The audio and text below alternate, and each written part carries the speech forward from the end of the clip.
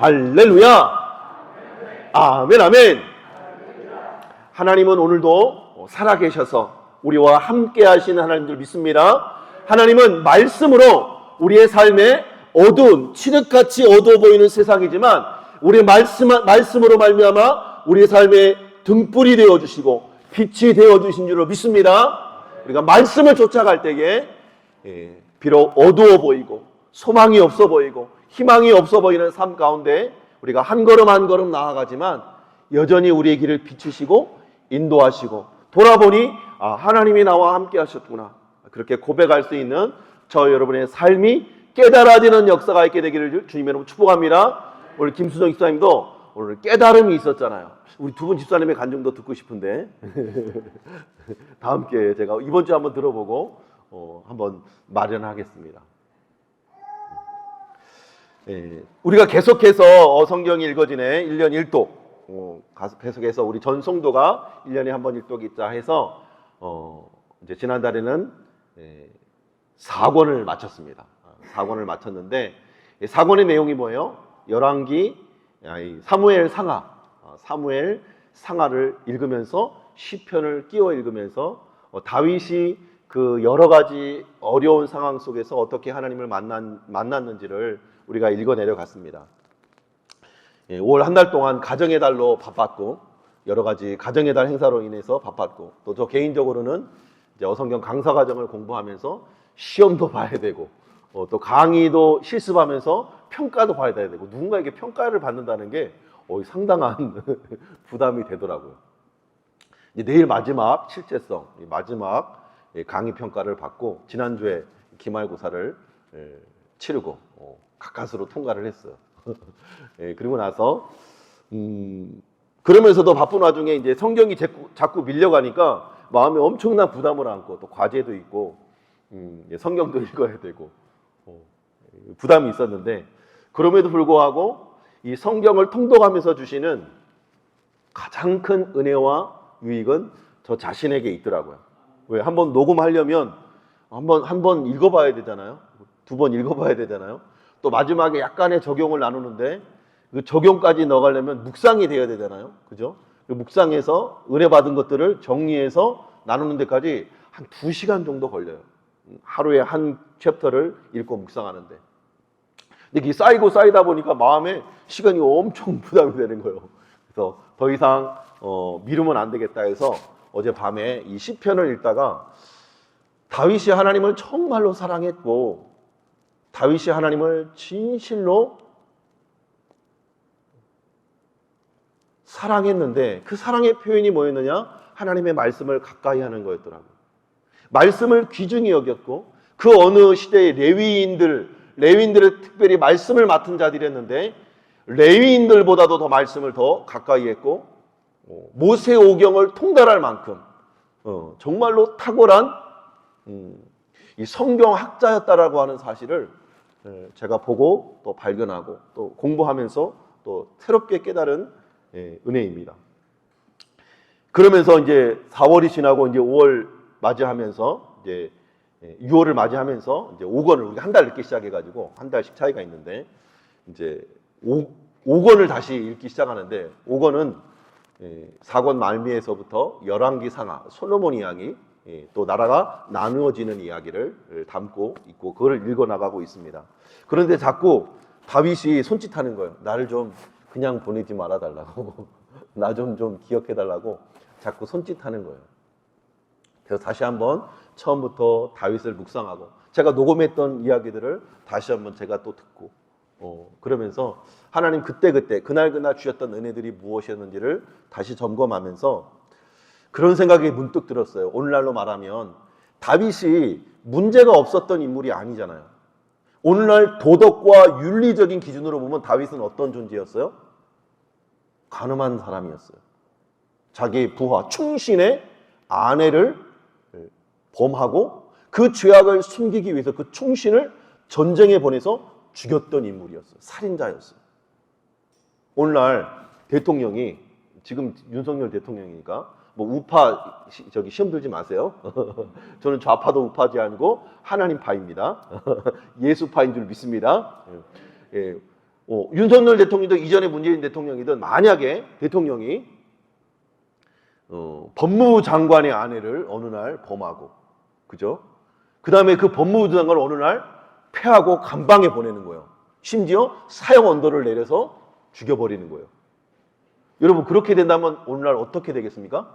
오늘날 도덕과 윤리의 기준으로 보면 영원히 매장이겠죠. 당장 내일 탄핵시킨다고 해도 국민투표한다 그러면 만장일치로 탄핵이 될 겁니다. 그죠? 그리고 깜빵 보내자 무기징역 이상을 선언하자 100% 통과가 될 겁니다. 그죠? 도덕과 윤리를 보면 다윗은 그런 존재였어요. 그죠? 그런 존재였어요. 그런데 다윗이 하나님 마음에 합했대. 좀 아이러니 아닙니까? 도덕과 기준, 윤리를 넘어서서 하나님 마음에 합했대요. 그 이유가 뭘까? 그 이유가 뭘까? 궁금증이 생겼어요. 그래서 성경을 읽고 또 읽고 또 시편을 읽고 또 읽는데 사울과 다윗을 비교해 보면 분간이 돼요. 사울과 다윗. 사울은 하나님을 왕으로 인정하지 않았어요. 하나님을 왕으로 인정하지 않았어요. 그 마음 중심에 자신이 왕이었어요. 오늘 찬송시의 고백처럼 자신이 왕인 것을 정확하게 들여다볼 수가 있어요. 똑같이 사울도 하나님의 택하심을 받고 왕으로 세움을 받았지만 하나님 주신 자유의지를 가지고 하나님의 명령과 규례에 순종했어야 되는데 순종하지 않았어요. 불순종할 뿐만 아니라 자신이 왕이 되어 자신이 진짜 왕인 것처럼 착각하며 살았어요. 하나님 주신 주권, 명령을 다 무시했어요. 하나님 전쟁을 할 때 헤렘, 완전히 진멸하는 명령 앞에서 자신의 생각과 자신의 이론대로 멸하다가 보니까 송아지와 좋은 짐승들이 있거든요. 남겨놓는 거예요. 하나님이 말씀하시는 거죠. 왜 그거 남겼어? 내가 다 진멸하라고 했잖아. 왜 그랬어? 근데 변명이 뭐냐면 하나님, 이거 하나님 앞에 제사하려고요. 좋은 것 하나님께 좀 드리려고요. 그러나 그 입에 바른 그 명분을 하나님 보시지 않고 그 마음 중심의 탐심과 교만을 보셨습니다. 왜? 하나님 우리의 마음까지도 감찰하신 하나님입니다. 심지어 전쟁에 이기고자 하는 마음 때문에 제사장만이 드릴 수 있는 제사를 그가 먼저 제사를 하나님 앞에 드림으로 하나님의 진노를 사는 그런 안타까운 현실도 경험하게 되어집니다. 신이고 뭐고 다 필요 없다는 거예요. 내가 하나님이 될 수 있다는 거예요. 내가 제사하면 됐지. 내가 왕인데. 그러면서 제사를 드리는 거예요. 그리고 나서 하나님이 선지자가 책망할 때에 회개하고 돌이켜서 했는데 그 돌이킴의 흔적을 사울에게는 찾아볼 수가 없어요. 그리고 그에게서 하나님의 영이 떠나게 되자 그는 자신의 창에 자기가 자결하는 동시에 아들과 그 전장에서 죽는 비참한 죽음을 맞이하게 됩니다. 뭐예요? 회개가 없었고 그 마음 중심에 하나님을 왕으로 인정하는 고백이 없었어요. 철저하게 자신이 왕이었고 자신이 자기 인생의 주인이었고 자신이 왕노릇 했다는 겁니다. 오늘날 한국교회도 마찬가지죠. 우리 성도들도 마찬가지고 뭐로 가도 서울로만 가면 되지 않는 식의 신앙, 방법. 예수 믿고 복 받으면 됐지. 그죠? 예수 믿고 은혜 받으면 됐지. 그래서 우리가 수많은 간증 가운데에 잘 되고 형통한 것들은 간증을 많이 해요. 내가 하나님 믿었더니 이만큼 복을 주셨더라. 내가 예수 믿고 신앙생활 열심히 했더니 하나님 우리의 자녀도 잘 되게 해주시고 또 사업도 번창하게 해주시고 내가 아픈 부위도 건강하게 치료해 주셨다. 그런 간증들은 많이 하는데 실패한 것들 또 그 실패를 통해서 하나님을 인격적으로 만나게 되어지고 내 성품과 내 교만함과 내 아집과 내 고집들이 꺾여 나가는 그런 순종의 고백들은 찾아보기가 쉽지는 않아요. 교회도 마찬가지예요. 뭐로 가도 부흥만 되면 되지 않겠냐. 어떠한 방법, 어떠한 수단을 가리지 않고 그냥 성도만 늘어나면 되지 않겠느냐. 부흥만 되면 되지 않겠느냐. 그런 목회관이 바로 이 자기중심적인 이 사울과 같은 신앙관에서 비롯된 신앙관이라는 거예요. 그렇게 보면 반대로 다윗은 어떠했느냐. 여러분도 함께 성경을 읽어서 알지만 다윗은 전쟁에 나갈 때마다 하나님 앞에 여쭙습니다. 하나님, 내가 이 전쟁에 나갈까요? 말까요? 나가면 정말 승리할까요? 아니면 우리가 질까요? 나가라. 내가 그 땅을 너의 손에 붙였다. 그 말씀을 듣고 순종합니다. 그리고 완전히 멸하라고 하면 완전히 멸합니다. 하나님의 말씀대로 철저하게 순종하는 것을 볼 수 있어요. 뿐만 아니라 하나님 기름 부어 세우신 왕 사울을 존중합니다. 끝까지 자기 손에 피를 묻히지 않고 원수를 갚지 않고 원수와 법을 하나님 손에 맡기는 거예요. 여러 번 사울을 죽일 수 있는 기회가 있었음에도 불구하고 죽이지 않고 살려줍니다. 심지어 한 번은 굴에 있을 때에 사울이 다윗을 찾으러 들어왔을 때에 그의 옷자락을 벤 것 가지고 하나님 앞에 회개함으로 나아갑니다. 자기의 군대 장관들이 하나님 우리가 죽일까요? 할 때에 죽이지 마라. 하나님 기름 부어 세우신 종을 사람이 어찌할 수 없다. 그래서 사울 왕 같지 않은 왕을, 그죠? 생각해보면 사울 왕도 너무 왕 같지 않은 왕이었어요. 왜? 어떻게 보면 다윗은 블레셋 군대와 그 골리앗과의 대전에서 다 벌벌 떨고 하나님의 이름이 조롱받을 그때에 소년 다윗이 나와서 하나님 왕 앞에 나가서 아니 저 골리앗이 블레셋 이방 민족이 무엇이간데 내 하나님을 조롱합니까? 이것을 어떻게 참습니까? 의분이 나서 자기가 나가서 싸워서 이길 수 있겠다고. 너는 소년인데 저 큰 골리앗을 거인족을 어떻게 네가 멸하겠느냐. 제가 양을 칠 때에 곰과 사자가 우리 양들을 해하려고 할 때에 제가 그들 손에서 하나님의 영이 나와 함께함으로 내가 그것을 건졌나이다. 곰과 사자의 발톱에서 건져내셨은즉 저 골리앗의 손에서도 나를 건질 수 있을 겁니다. 그 믿음을 가지고 나가서 골리앗을 물리쳐서 승리하죠. 승리했으면 어떻게 높여주고 자기 오른팔로 삼고 잘 해줘야 되잖아요. 자기가 악신에 막 번뇌케하는 그 악신에 빠져서 혼미할 때에 다윗을 불러다가 수금을 타니까 그 악신이 떠나가는 치료를 경험한다고요. 그러면 잘 보필하고 존중해주고 해야 되는데 자기 앞에 수금을 타는 다윗을 향하여 창을 던져서 죽이려고 하고 끊임없이 그 남은 인생을 다윗 죽이는 일에 혈안이 되어서 자기의 인생을 낭비하는 것을 볼 수가 있어요.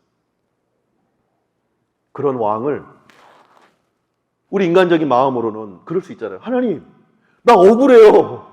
나 하나님 나라를 위해서 대신 싸워준 것밖에 없는데 하나님의 영광과 이름을 위해서 대신 싸워주고 열심히 봉사한 것밖에 없는데 하나님, 왜 나를 죽이려고 하는 거죠? 왜 나를 저렇게 핍박하고 힘들게 하고 아프게 하는 거죠? 그런 외침 속에서 원수를 갚을 수 있는 기회 주어졌을 때 우리는 능히 우리의 손으로 원수를 갚고 싶은 마음이 있죠. 근데 그 원수를 갚고 싶은 이 인간적인 마음을 뒤로 하고 그 마음 다윗 중심에는 하나님을 두려워할 줄 알고 경외하는 마음이 있었다는 거예요. 하나님이 그 마음 중심에 하나님 계심을 알고 보시고 하나님 마음에 합했다고 인정해 주신 거더라고요. 그리고 우리아의 범죄 앞에서도 나단 선지자가 책망할 때에 네가 뭔데 나를 책망해? 얼마든지 죽일 수 있겠죠. 네가 선지자면 다야? 네가 뭔데 나에게 뭐라고 해?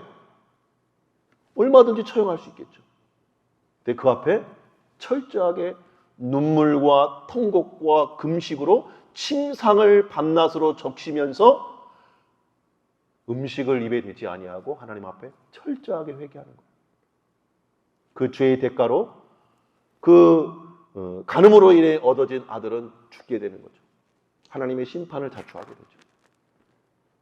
그러나 하나님께서 완전히 다윗을 멸하지 않고 용서하시고 회복하신 데에는 이 다윗의 철저한 돌이킴과 회개가 있었다는 것. 그리고 하나님을 왕으로, 하나님을 영원한 주인으로 인정하는 그 마음의 중심이 그 마음 깊은 곳에 가득 차 있었기 때문이라는 거예요. 어떻게 이게 가능했을까? 다윗의 마음 속에는, 다윗의 일상 속에는 하나님의 말씀을 늘 가까이 하는 신앙이었어요. 다윗의 시편을 보면 하나님의 말씀을 존중히 여기고 그 말씀이 나의 구원이고 나의 생명이고 나의 모든 것, 나의 전부라고 고백합니다. 어떻게 보면 우리 모세오경이잖아요. 모세가 쓴 성경이 이 당시의 율법은 모세오경이었잖아요. 근데 다윗의 시편도 5권으로 쓰여져 있어요. 마치 모세오경을 따라한 것 같아요. 그리고 이 다윗은 말씀에 너무나 탁월한 나머지 오늘 이 시편 119편은 우리 한글에 기역, 니은, 디귿, 리을이잖아요. 그죠? 가나다로 표현하는 게 낫겠구나. 가나다라 마바사 있잖아요. 그럼 가장 높으신 하나님을 찬송합니다. 그 하나님이 나의 하나님 되심을 찬송합니다. 다 함께 찬송합시다.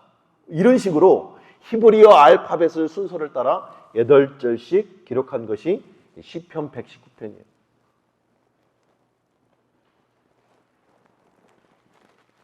어느 누가 이 언어를 그렇게 사용해서 하나님을 찬양하고 노래하는 이 시를 이렇게 길게 쓸 수 있었을까요? 여러분, 시는 그냥 쓰여지는 게 아니잖아요.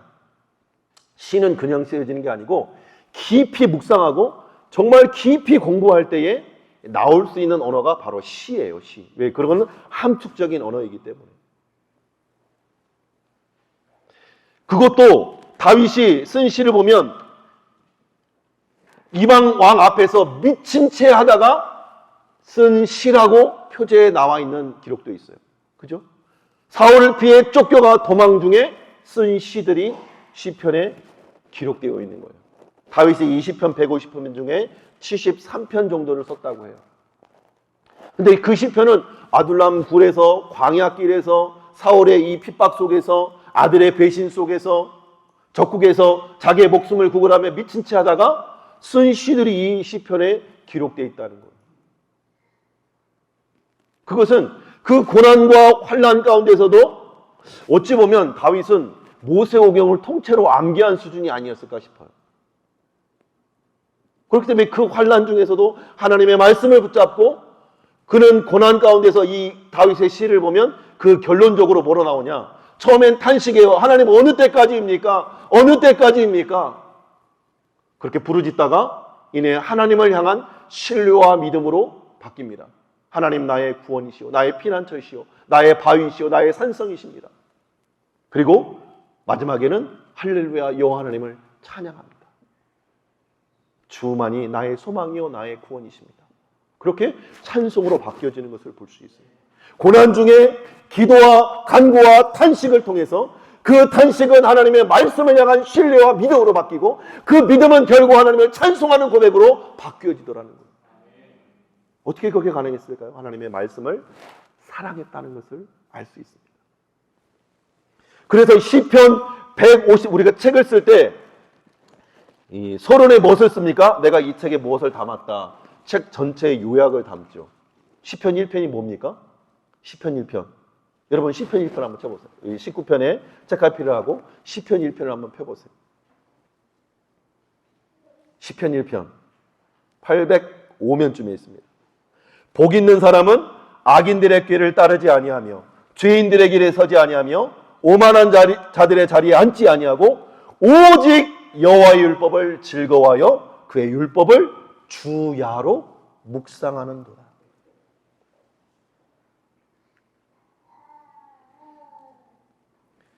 그는 시냇가에 심은 나무가 철을 따라 열매를 맺으며 그 잎사귀가 마르지 아니함 같으니 그가 하는 모든 일이 다 형통하리로다. 하나님의 말씀을 묵상하고 주야로 묵상하고 그 말씀대로 순종하는 자는 하나님이 형통케 해주신다. 시편 18편 한번 넘겨볼까요? 시편 18편.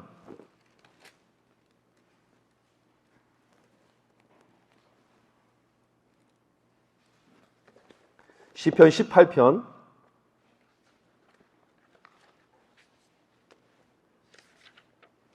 21절 22절 읽어보면 이는 내가 여호와의 도를 지키고 악하게 내 하나님을 떠나지 아니하였으며 그의 모든 규례가 내 앞에 있고 내게서 그의 율례를 버리지 아니하였음이로다.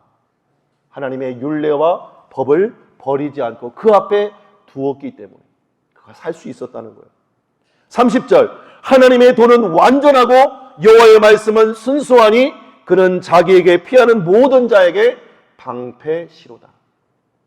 하나님의 말씀을 붙잡고 고난 중에 창을 던지는 사울 앞에서 하나님이 방패가 되어주심을 고백하고 있는 다윗을 볼 수 있는 거예요. 이런 내용들이 수도 없이 많아요. 그런데 다 필요 없이 그것을 요약하는 것이 오늘 또 시편 119편이에요. 119편 1절 한번 읽어봅시다. 1절 다 함께 읽어봅시다. 시작. 행위가 온전하여 여호와의 율법을 따라 행하는 자들은 복임이 있으며 여호와의 증거들을 지키고 전심으로 여호와를 구하는 자는 복이 있도다. 3절에 참으로 그들은 불의를 행하지 아니하고 무엇을? 주의 도를 행하는 것. 주의 도가 뭐예요? 여호와의 말씀.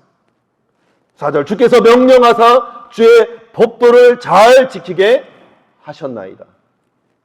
내 길을 굳게 정하사 주의 율례를 지키게 하옵소서. 내가 주의 모든 계명에 주의할 때는 부끄럽지 아니하리이다.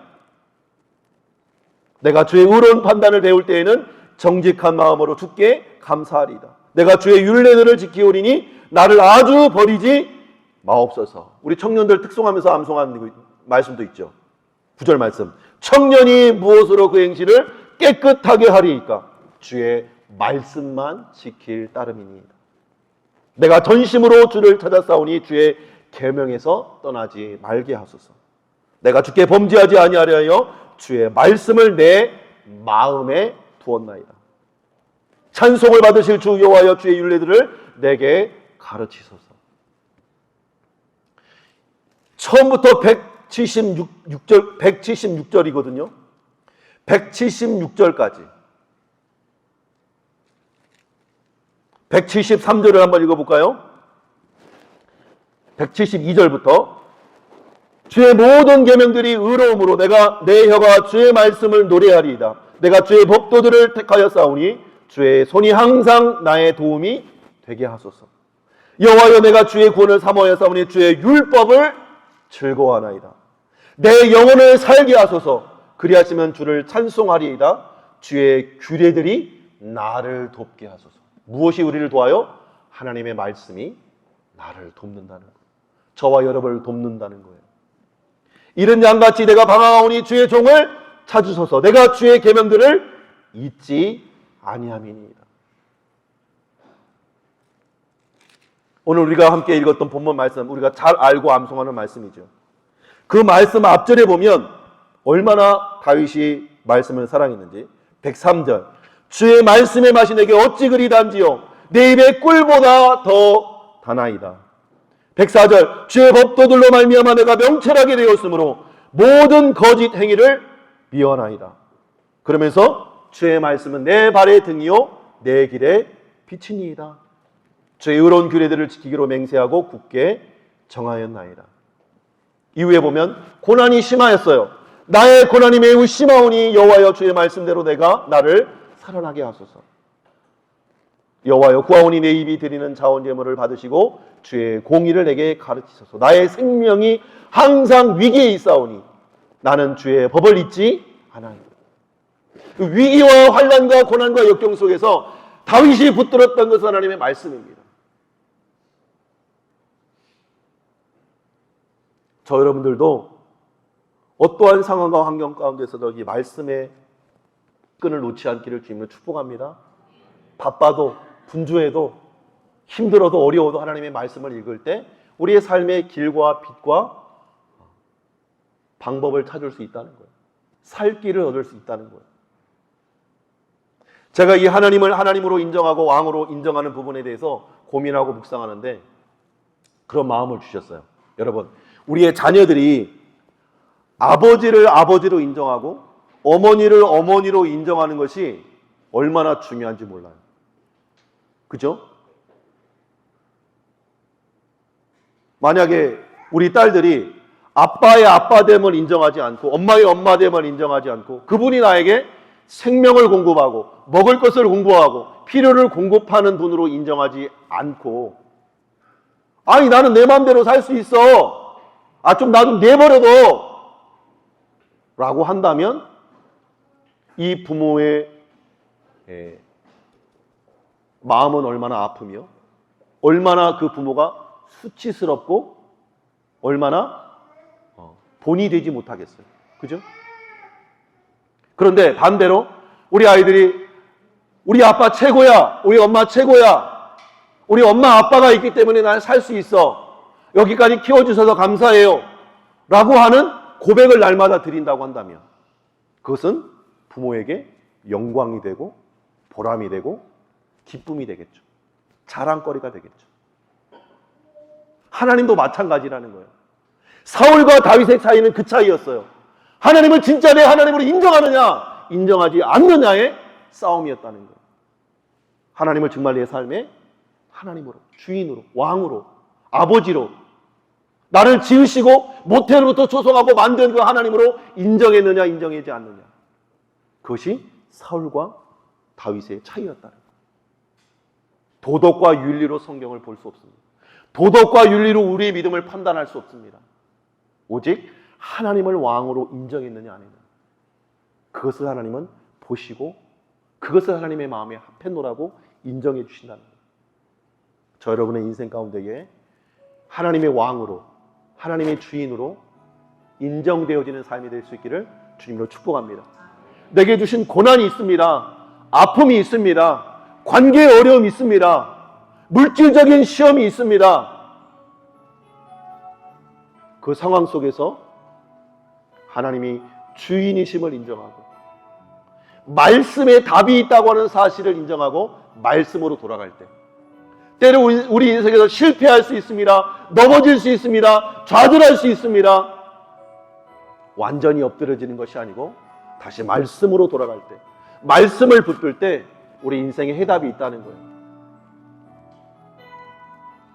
아멘입니까? 제가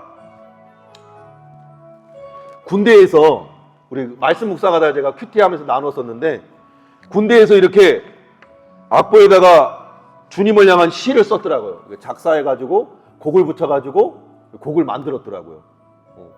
군대에서 나눠주는 악보집인데 시도 많이 썼어요. 내가 내 가슴에 없는 날, 홀로 기도할 때, 주님 앞에 홀로 기도할 때면 마음이 진실해져서 거짓이 사라집니다. 함께 기도할 때면 외식과 위선의 목소리가 있었습니다. 주님 앞에 홀로 있을 때마다 솔직한 고백으로 구석구석 먼지를 털어내듯 삶의 전부에서, 영혼의 전부에서 죄와 허물을 드러내어 용서받았음을 감사드립니다. 주님 홀로 세상 죄를 지시고 십자가에 달리셨듯이 홀로 기도할 때면 주님 안에서 살고자 나를 부인하고 나의 십자가를 지고 주님과 함께 못 박힙니다. 주님과 함께 삽니다. 제가 이런 시를 줬더라고요. 엄청나지 않아요? 그때는 하루에 성경을 4시간에서 8시간 읽었으니까 이런 시가 나오더라고요. 함께 하시는 주님, 오 주님, 그때에도 주님은 함께 하셨습니다. 홀로라고 외로워하고 있을 때, 왜 나만 남았느냐고 울고 있을 때에도, 모든 것이 끝났다고 절망하고 있을 때에도 주님은 함께 하셨습니다. 텅 빈 예배당에서 홀로 기도하고 있을 때에도, 홀로 찬양하고 있을 때에도 주님은 함께 하셨습니다. 빈 방에서 홀로 눈을 감고 슬퍼할 때에도, 갈 곳도 없이 거리를 헤매일 때에도 주님은 길이요 진리요 생명이 되시어 주님은 함께 하셨습니다. 이런 시가 나오더라니까요. 여러분도 말씀을 묵상하다가 말씀을 꿀송이처럼 여기고 읽고 통독하고 묵상하다가 여러분의 인생의 시들이 오늘 김수정 집사님이 간증했던 것처럼 우리 나누지 못했지만 조미영 집사님, 우리 이공 집사님이 느꼈던 그 마음의 감정들을 시로 한번 써보시고 노래도 한번 저어보시고 이렇게 하나님을 노래하고 찬양할 수 있는 우리의 삶이 됐으면 좋겠습니다. 이렇게 하나님을 하나님으로 인정하고 찬양하는 삶을 살 때 하나님 우리를 하나님 마음에 합한 아들, 딸이라고 여겨주실 줄로 믿습니다. 우리 그 전능하신 하나님을 시간 우리 찬양하고 함께 기도하도록 하겠습니다.